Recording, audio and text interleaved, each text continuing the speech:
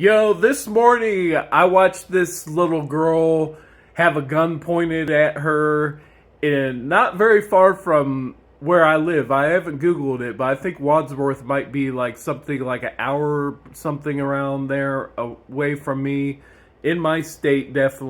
And the look of terror in her eyes is something that, my whole childhood, I never grew up with anything like that. I never had Nazis attacking me.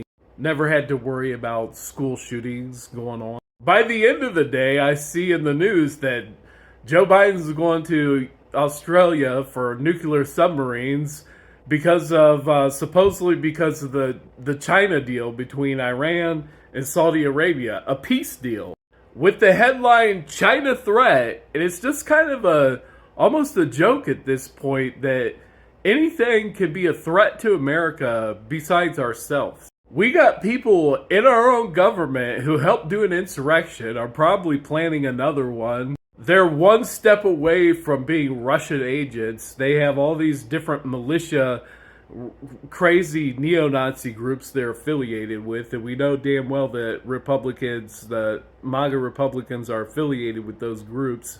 But the peace negotiation with China is the threat.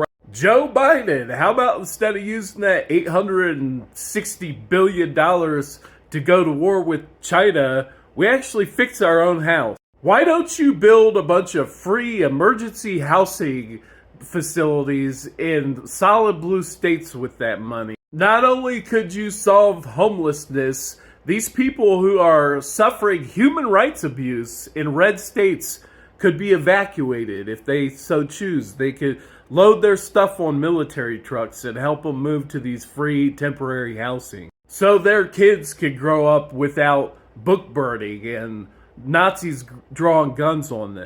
And it's pretty obvious that China, they're a rising star.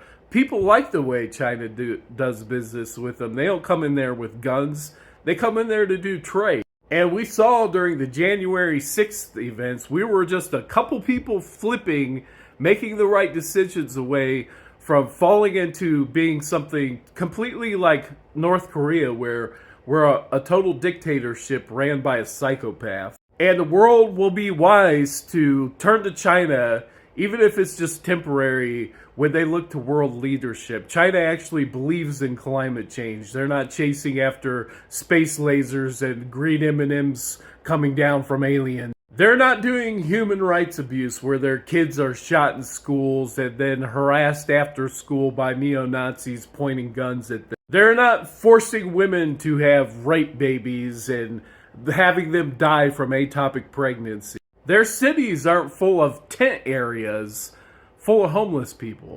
And a psychopath in their country wasn't using DoD funding to mess around with bioweapons and accidentally make one of the world's worst viruses. Joe Biden said nothing is going to fundamentally change under him. If that means we're going to go back to being a warlord country and just being in a continual state of violence, then he's going to lose my support, and we need to start thinking about running another candidate. Because there is no greater threat to Americans than ourselves.